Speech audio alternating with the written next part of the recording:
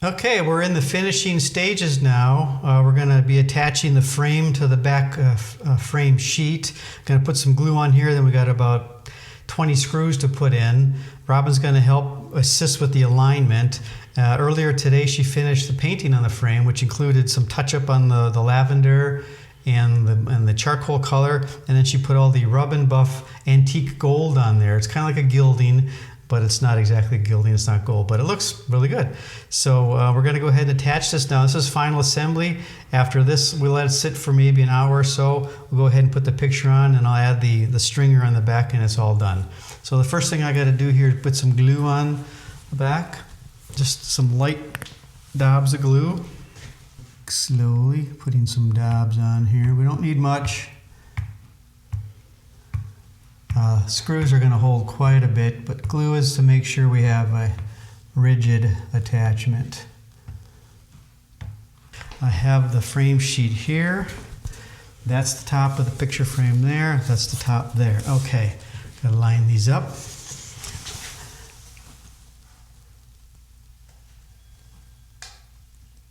Get in there and Yep. down. Okay. All right, and then we can start putting screws in. I'm assuming Press it down. hopefully not too much glue so it doesn't push its way out of there.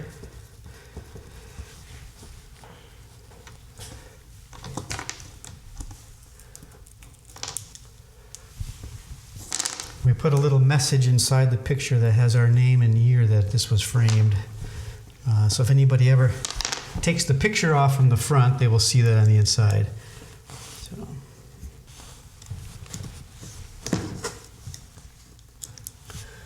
All of my precision measurements and drilling seems to have paid off. Everything fits really good. Going in real easy.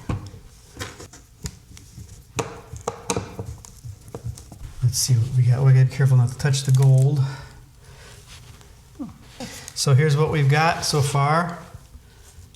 Looks pretty nice. Robin did a great job on the painting. So we'll let it sit for maybe an hour. 20 minutes is probably good for that glue, but we'll go ahead and give it an hour, and then we'll attach the picture, and that's it. It's all done. I am now at the final step. I'm going to mount the picture onto the frame. So I'm putting the picture face down. There's no gluing on this one. Alignment's pretty easy because it's almost kind of self-centering. And we're going to use about 8 screws. 2 of them will be actually used for the hangers that will be used for the wire that goes on here. So it's going to make sure I got the bottom to the bottom so it goes on the right way.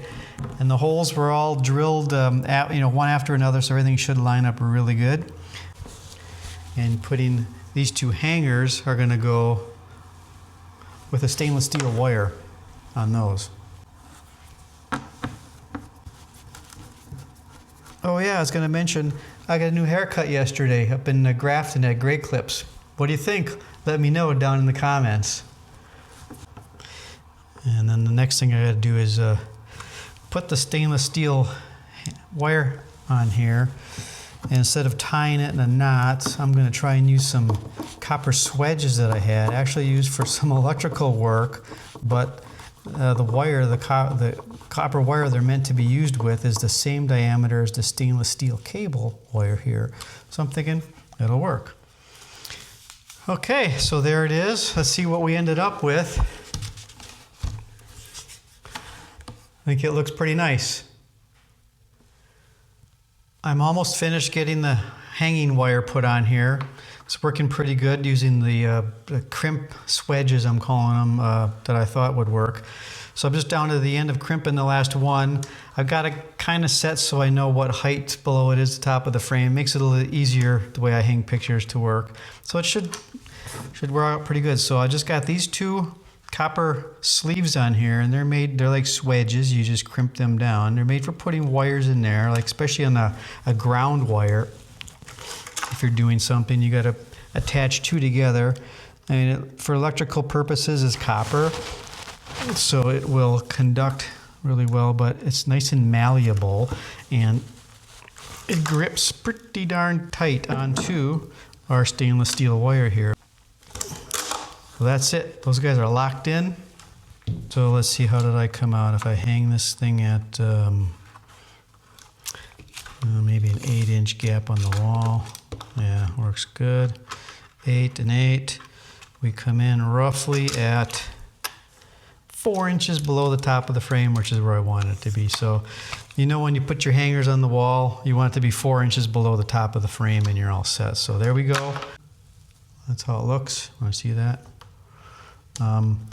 Next thing is to wrap it up with a little bit of paper and kind of present it to Carol as, I mean, it's her own artwork, but kind of present it back to her and say, hey, you know, this is really something nice that you painted, and we think you'd like to have it on your wall here in your apartment. So we're going to do that next thing.